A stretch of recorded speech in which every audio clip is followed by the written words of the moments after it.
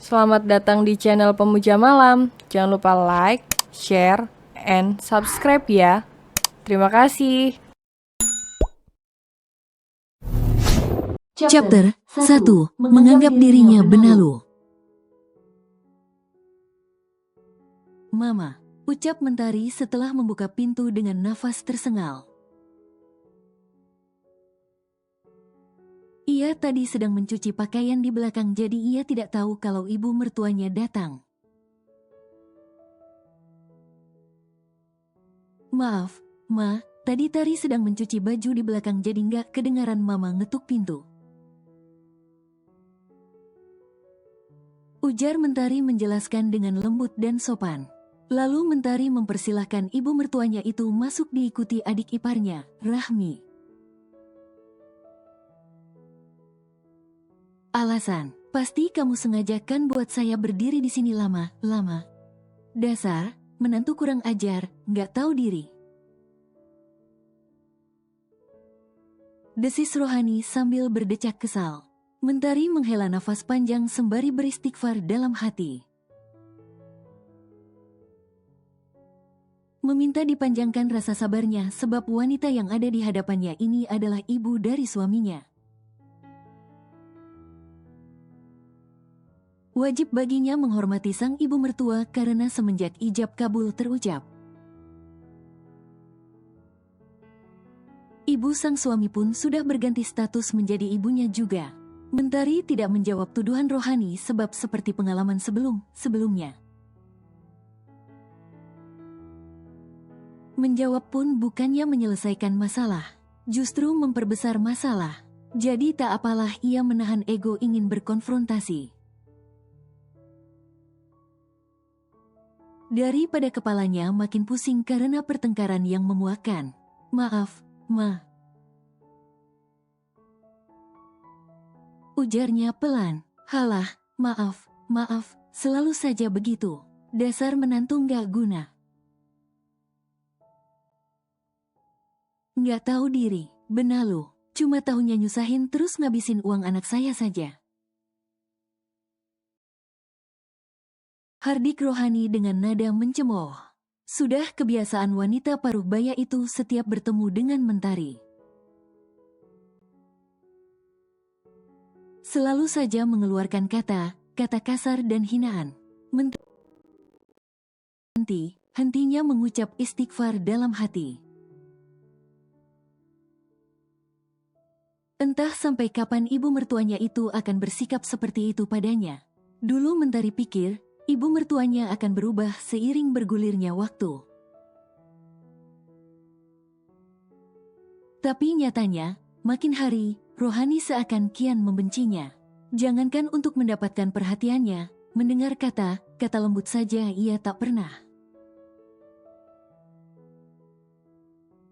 Mentari pernah mengadukan sikap ibunya ini pada sang suami, Sandi. Tapi bukannya dapat pembelaan.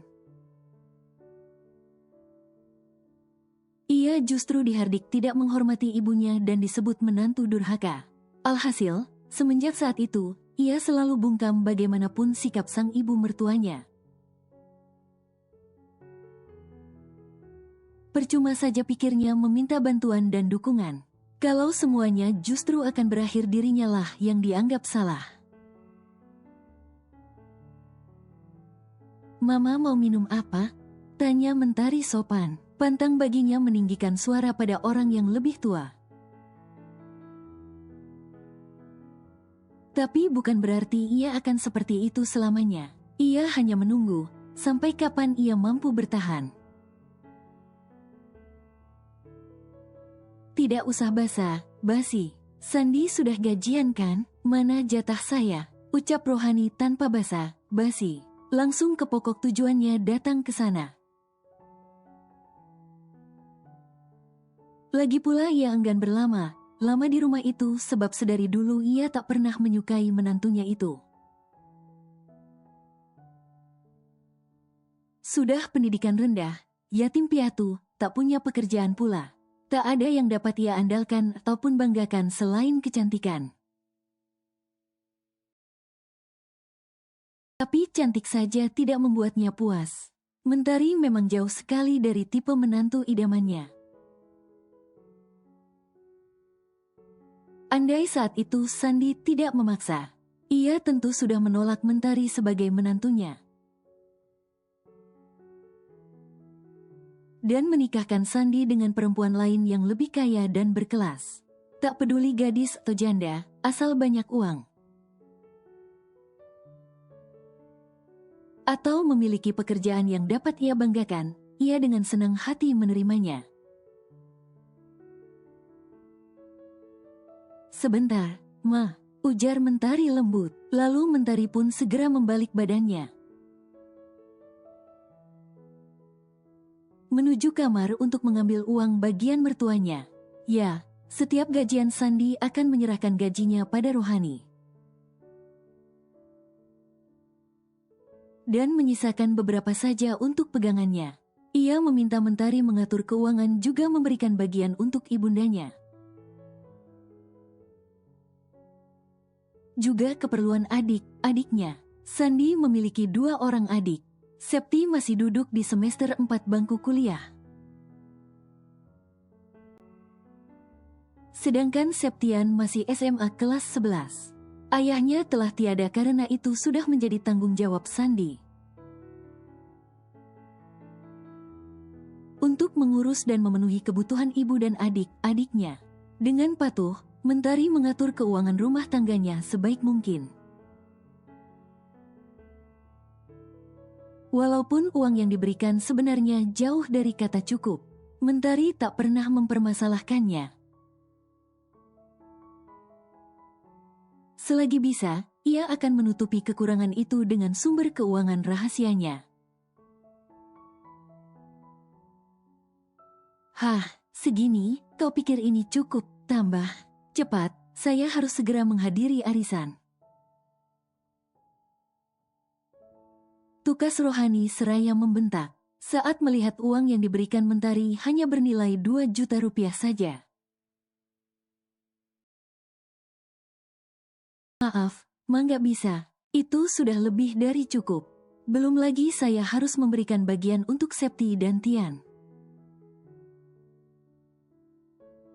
Ucap Mentari yang memang tak bisa memberikan uang semaunya pada sang ibu mertua. Uang yang diberikan Sandi hanya 5 juta dari total gaji 7 juta.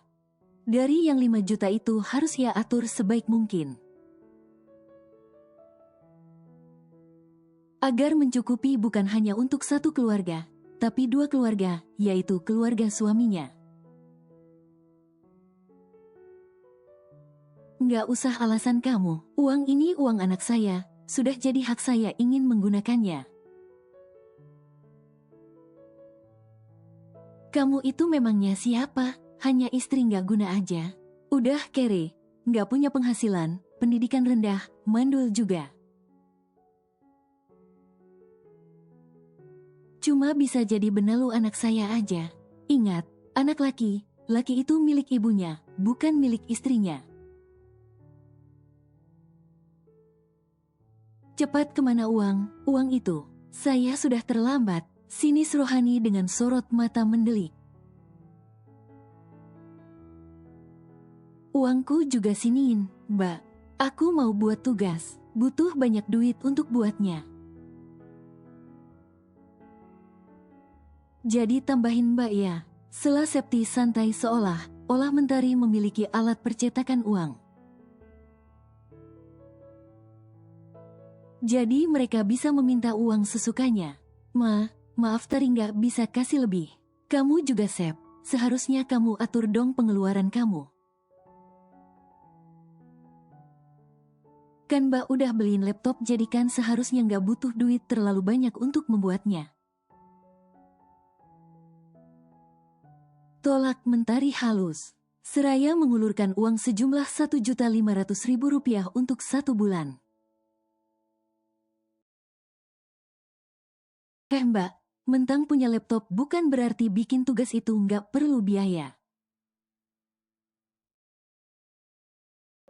Mbak tahu apa sih? Mbak aja tamatan SMA. Mana tahu sulitnya tugas kuliah dan banyaknya dana yang aku butuhin. Udah deh mbak, nggak usah banyak cincong. Entar aku bilangin Kak Sandi nih kalau Mbak Tari masih aja pelit. Uang juga uang kakak aku kok, bisanya protes mulu. Cerca Septi bersungut-sungut saat menerima uang dari Mentari. Bibirnya mengerucut sebal, padahal bila ia dapat mengatur pengeluaran dengan bijak. Uang sejumlah Rp1.500.000 itu lebih dari cukup. Sebab uang untuk bulanan maupun semesteran Mentari sendiri yang membayarnya. Udah, daripada banyak omong mending sekarang kasihin uang kamu, cepat. Saya sudah telat ini, sergah rohani seraya menabrak bahu Mentari lalu masuk ke dalam kamarnya. Bahkan tanpa sungkan ia membuka lemari Mentari dan acak isinya untuk mencari uang Mentari. Ma, jangan, itu untuk keperluan sehari-hari, belum lagi uang untuk Tian. Jadi tolong jangan ambil semua. Sergah Mentari saat sang mama mertua mengambil lembaran merah yang ada di selipan bawah baju Mentari. Wah, uang Mbak ternyata lumayan banyak juga ya. Wah, Mbak bisanya ya sembunyikan duit segini banyak dari kami. Pasti Mbak mau senang sendiri kan? Ketus Septi sinis. Sep, itu buat kebutuhan sehari-hari Mbak dan Mas Sandi. Belum lagi untuk tagihan listrik dan air, uang jajan Tian dan SPP serta cicilan motornya juga di situ. Jadi tolong, jangan diambil. Jelas Mentari berharap mertua dan adik iparnya itu mengerti. Halah, alasan, pasti kamu mau nikmati uang ini sendiri kan? Ini, saya ambil 1 juta. Nah kamu Septi, 500.000 cukup kan? Ucap rohani seraya mengulurkan 5 lembar uang merah ke arah Septi. Dengan girang Septi menerima uang tersebut.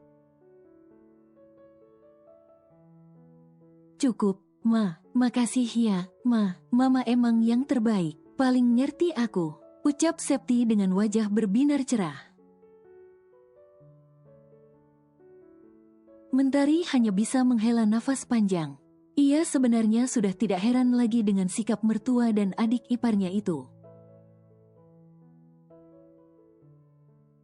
Mereka memang selalu saja seperti itu, sewenang-menang, tak mempan dicegah apalagi dinasehati. Mereka selalu semaunya sendiri, tanpa peduli orang lain. Entah sampai kapan mereka akan berbuat sedemikian. Selalu saja menghina dan merendahkannya. Menganggap dirinya benalu, padahal kalau ditilik lebih dalam, siapapun dapat menilai. Siapa yang sepantasnya menyandang predikat sebagai seorang benalu? Assalamualaikum. Ucap Sandi saat telah berada di depan pintu masuk rumahnya. Mentari yang tadi sedang menyetrika pakaian pun gegas berlari ke depan. Saat mendengar deru mobil sang suami, saat melihat sang suami telah berada di depan pintu, ia segera menjawab salam dan menyalami sang suami dengan taksim. Waalaikumsalam, Mas. Sahut Mentari sumringah. Wah, udah cantik aja istri Mas. Lagi apa, Tanya Sandi seraya merangkul pundak Mentari masuk ke dalam rumah. Lagi nyetrika aja, Mas. Mas mau mandi air hangat atau biasa? Tanya Mentari lembut seraya menyandarkan kepalanya di pundak Sandi. Beginilah mereka, selalu bersikap mesra karena itu Mentari tetap bertahan. Meskipun sikap ibu mertua dan adik iparnya kerap semena-mena, ia tak begitu mengambil hati. Baginya yang penting sikap Sandi selalu baik dan setia. Itu saja sudah cukup. Mereka juga sangat jarang bertengkar. Kalaupun mereka berselisih paham, itu tak bertahan lama. Dalam hitungan jam, mereka akan kembali berbaikan. Dan kembali bermesraan seperti tidak ada permasalahan sama sekali. Air biasa aja, kenapa? Mau ikut? Goda Sandi seraya menyeringai membuat Mentari berdecak. Kini mereka telah berada di kamar. Mentari segera meletakkan tas kerja Sandi dan membantu melepaskan jam tangan lalu ke mejanya. CK, modus. Ejek Mentari seraya mendorong punggung Sandi agar segera masuk ke kamar mandi. Sama istri sendiri juga, mau ya? Belum sempat Mentari beranjak dari depan kamar mandi. Sandi malah menarik pergelangan tangan Mentari agar ikut masuk dengannya. Mas. Pekik Mentari terkejut. Pintu kamar mandi pun ditutup. Kegiatan mandi yang seharusnya selesai dalam hitungan menit itu kini justru berakhir lebih lama dari biasanya. Sebab mereka bukan hanya sekedar mandi, tapi juga mengarungi samudera kenikmatan di dalam sana.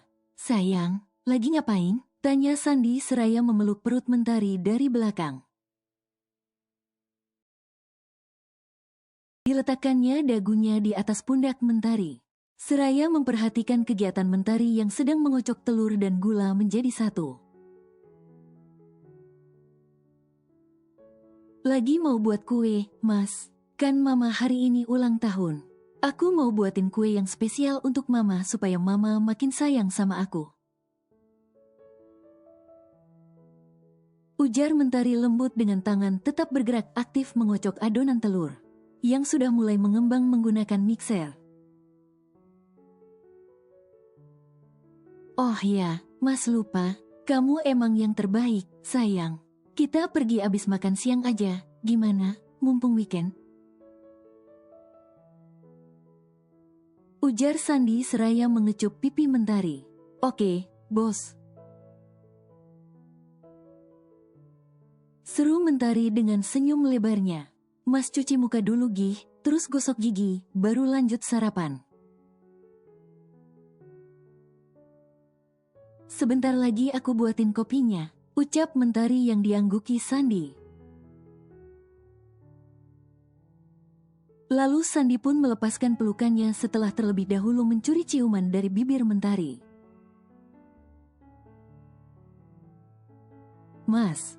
Pekik Mentari kaget karena Sandi sempatnya mencuri ciuman. Dan sedikit menyesapnya kuat membuatnya terpekik kaget.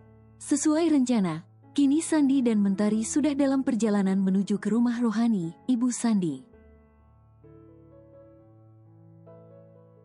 Sepanjang perjalanan mereka isi dengan canda tawa. Dan terkadang sambil bernyanyi bersama mengikuti lagu yang diputar Mentari. Tak butuh waktu lama, mobil Sandi pun tiba di pelataran rumah sederhana milik rohani. Setibanya mereka di sana, mereka pun segera turun. Mas, kayaknya Mama ada tamu deh. Ucap Mentari saat melihat sebuah mobil berwarna merah terparkir di depan rumah yang didominasi cat berwarna kuning tersebut. Iya, siapa ya? Mungkin teman Mama. Ayo, kita masuk, ajak Sandi. Assalamualaikum, ucap mereka berdua bersamaan seraya melangkahkan kaki masuk ke rumah rohani. Waalaikumsalam, jawab orang yang ada di dalam sana. Melihat kedatangan putranya, rohani pun segera menyongsong Sandi masuk dan memperkenalkannya dengan tamunya. Sandi, kebetulan banget kamu datang. Sini nak, kenalan sama temen mama dulu.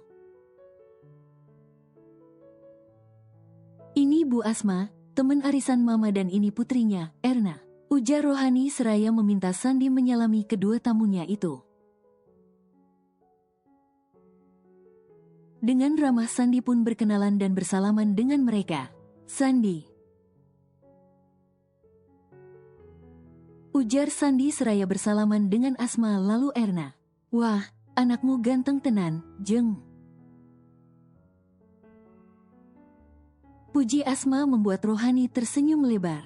Bener kan kataku, Jeng? Aku nggak bohong kalau putraku itu ganteng. Kerjanya bagus juga. Dia kerja di MTR Furniture, perusahaan penghasil perabot yang terkenal itu. Beruntung Sandi bisa kerja di sana. Katanya sekarang gak mudah mau masukin lamaran pekerjaan di sana. Anakku memang benar beruntung. Sahut Rohani semangat penuh memberi pujian pada sang putra kesayangan. Erna. Ucap Erna malu sambil mengulurkan tangannya yang disambut Sandi cepat. Tak ingin berlama-lama. Ia tak ingin membuat Mentari makin merasa tersisih karena sikap orang tuanya. Anak Tante Asma cantik kan? Dia kerja sebagai manajer di showroom lo, San. Hebat ya, udah cantik, pintar, punya kerjaan bagus, nggak kaya. Rohani melirik Mentari sinis. Wah, sergah Sandi yang tahu kemana arah pembicaraan sang ibu. Kenapa, San, emang benar kan istrimu itu cuma benalu? Nggak guna, pendidikan rendah, pekerjaan nggak ada, punya anak juga nggak bisa, apaan itu coba? Ketus Rohani seraya memandang sinis ke arah Mentari yang mematung di depan pintu.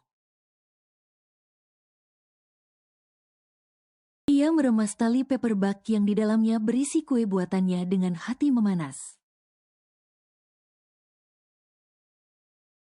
Selalu saja seperti itu, tak pandang tempat maupun waktu. Selalu saja menghinanya dengan berbagai kalimat menyakitkan. Tanpa mempedulikan perasaannya sama sekali. Ma, tolong jangan bilang begitu. Bagaimanapun dia itu istri Sandi. Sergah Sandi setengah kesal melihat sikap sang mama, yang terus-menerus memojokkan Mentari di setiap kesempatan. Belain terus, ya belain aja. Kamu emang udah gak sayang lagi sama mama. Kamu, Hiks. Rohani terisak seraya memijit dadanya. Ma. Desah Sandi serba salah. Kakak juga kenapa, si belain dia terus-terusan. Kalau mama sampai sakit, awas aja ya kak. Ketus Septi yang duduk di sebelah Erna. Tante gak apa-apa, tante tenang ya, entar darah tingginya kumat loh. Bujuk Erna ramah seraya mengusap punggung Rohani. Rohani pun tersenyum ke arah Erna. Senyum yang tak pernah ia berikan pada menantunya sendiri, Mentari. Coba aja kamu yang jadi menantu tante. Nah, pasti tante sudah menimang cucu saat ini. Ucap Rohani tanpa mempedulikan keberadaan Mentari sama sekali. Mendengar perkataan tersebut, terang saja Mentari sok. Jantungnya tiba berdebar hebat, matanya memanas, tangannya sampai bergetar dan berkeringat dingin. Udah dong, Tan, karena kan gak enak sama menantu tante. Siapa namanya? Maaf kita belum kenalan. Ucap Erna seraya berdiri lalu menyalami Mentari ramah. Erna. Ucapnya, Mentari. Sambut Mentari ramah. Sekuat tenaga ia menahan rasa perih di dadanya. Ia tak mau menunjukkan kelemahannya. Ia sudah ditempa sedemikian rupa oleh hidupnya yang keras.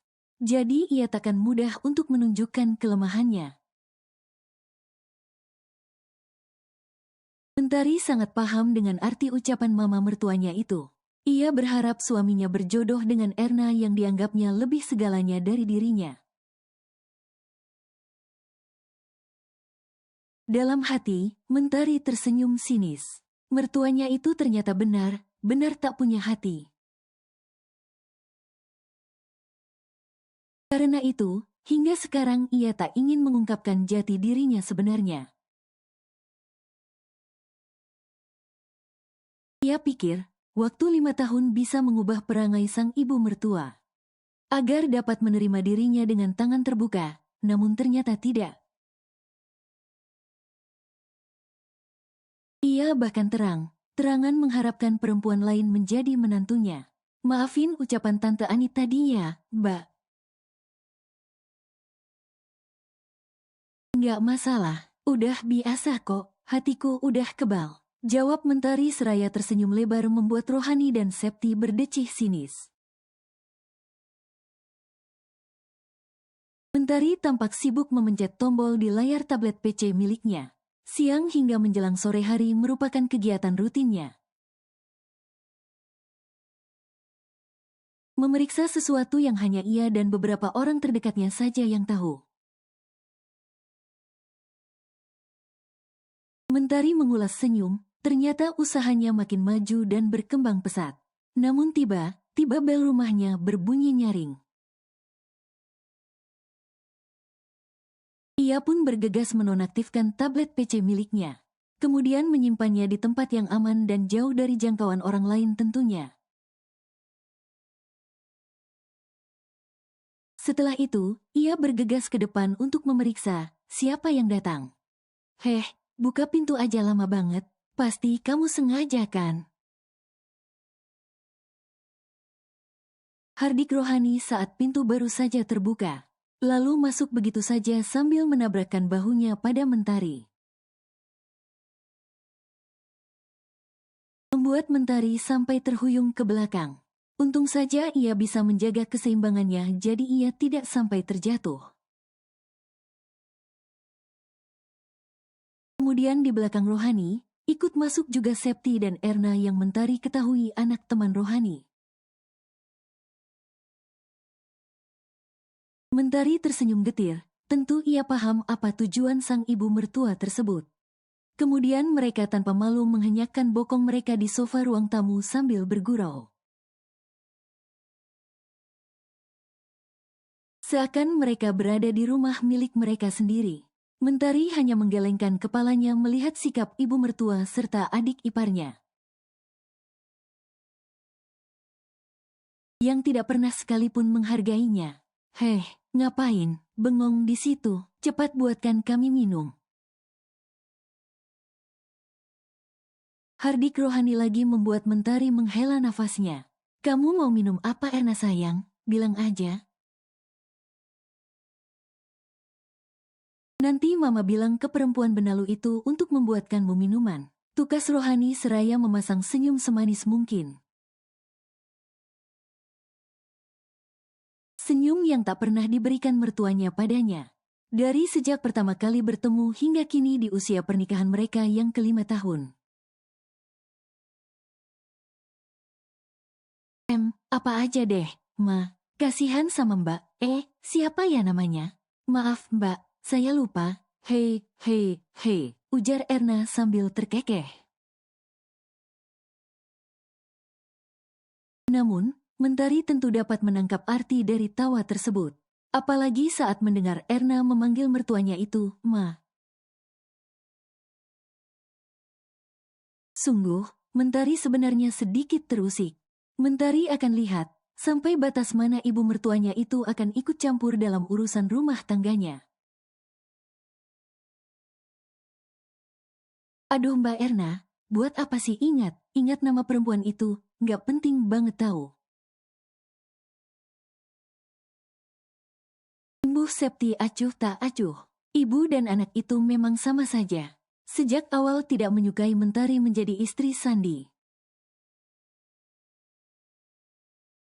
Bagi mereka, Sandi pantas mendapatkan perempuan yang lebih baik dari Mentari. Lebih baik bukan dalam arti sifat ataupun kecantikan. Sebab sebenarnya mereka pun menyadari Mentari lebih baik dan cantik dari Erna. Tapi yang mereka utamakan justru kekayaan. Mereka menyukai Erna karena memiliki pekerjaan yang bagus. Selain itu, melihat Erna memakai barang serba branded dan bergaya glamor, tentu membuat mata mereka berbinar-binar.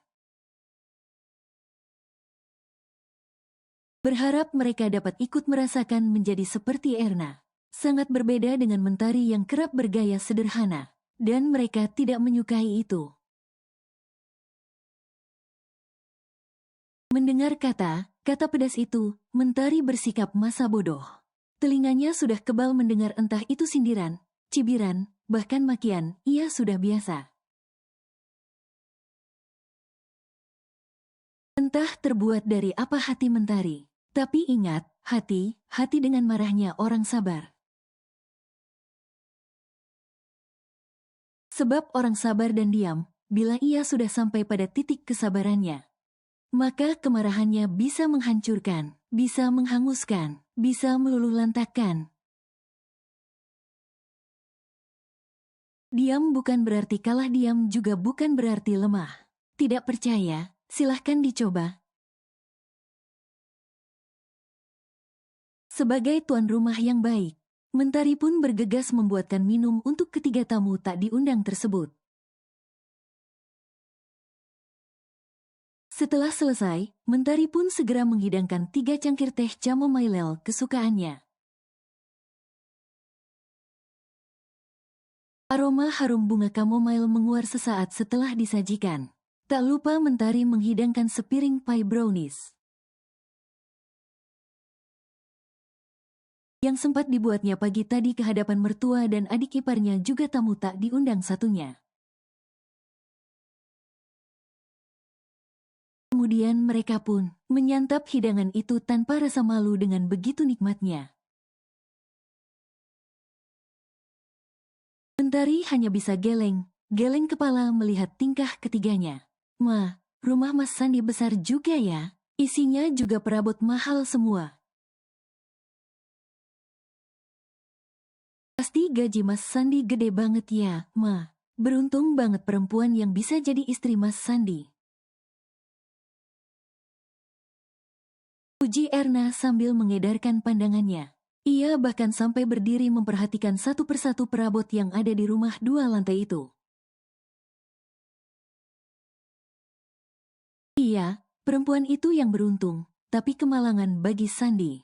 Udah punya istri udik, miskin, nggak berpendidikan, nggak ada penghasilan, mandul pula.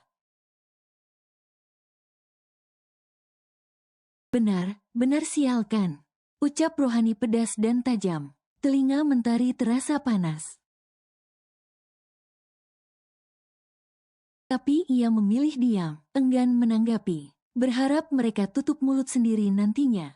Tapi, mungkinkah itu terjadi? Iya Mbak Erna. Coba aja Kak Sandi kenal Mbak Erna lebih dahulu. Pasti kalian sudah menikah dan pastinya juga aku udah punya ponakan yang lucu sejak lama. Nggak kayak sekarang, rumah aja gede, tapi sepi. Nggak ada anak. 5 tahun nikah tapi nggak hamil. Hamil, apa itu artinya kalau bukan mandul? Ibu Septi sambil melirik sinis Mentari yang duduk tak jauh dari mereka. Apa buktinya kalau Mbak mandul? Sergah Mentari yang mulai jengah mendengarkan penghinaan demi penghinaan yang dilontarkan oleh ibu mertua dan adik iparnya itu padanya. Memiliki anak itu hak prerogatif Allah, bukan kehendak manusia. Selain itu, anak itu terjadi karena hubungan dua manusia yang berbeda jenis kelamin. Jadi jangan hanya menyalahkan Mbak kalau Mbak belum bisa hamil sampai saat ini. Sahut Mentari tenang sambil memainkan ponselnya. Heh, jadi kamu mau nuduh anakku mandul begitu? Hardik Rohani tak terima dengan apa yang baru saja Mentari katakan. Asal kamu tahu ya, di dalam keluarga besar saya, tak ada keturunan yang mandul. Baik dari keluarga mendiang Papa Sandi, maupun keluarga besar saya, jadi jangan asal bicara kamu. Beda dengan kamu, udah yatim piatu, nggak ada saudara sama sekali. Jadi kelihatan bukan siapa yang kemungkinan memang mandul. Embuh Rohani menggeram murka. Ada apa ini ribut, koma.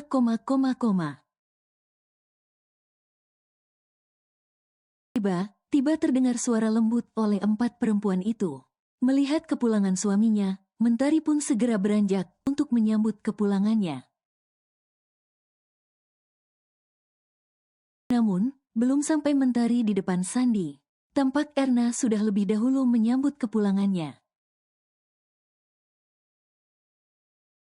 Dengan meraih tas kerja dan menyalaminya, seperti seorang istri yang menyambut kepulangan suaminya.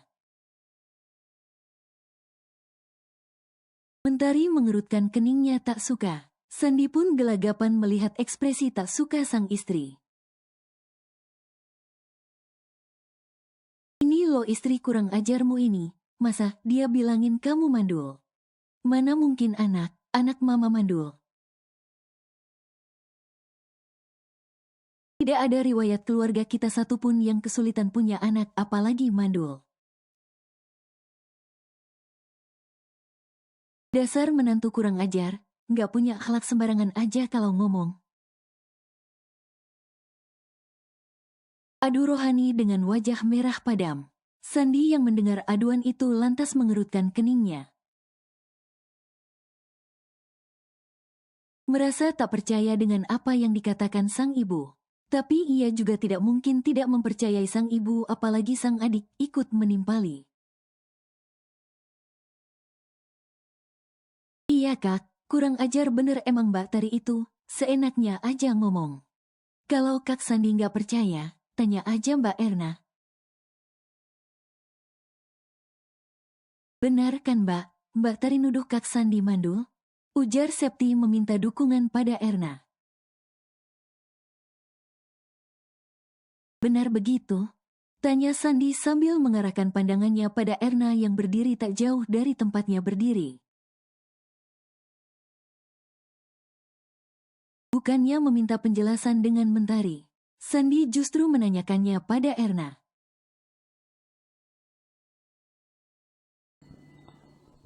Bersambung.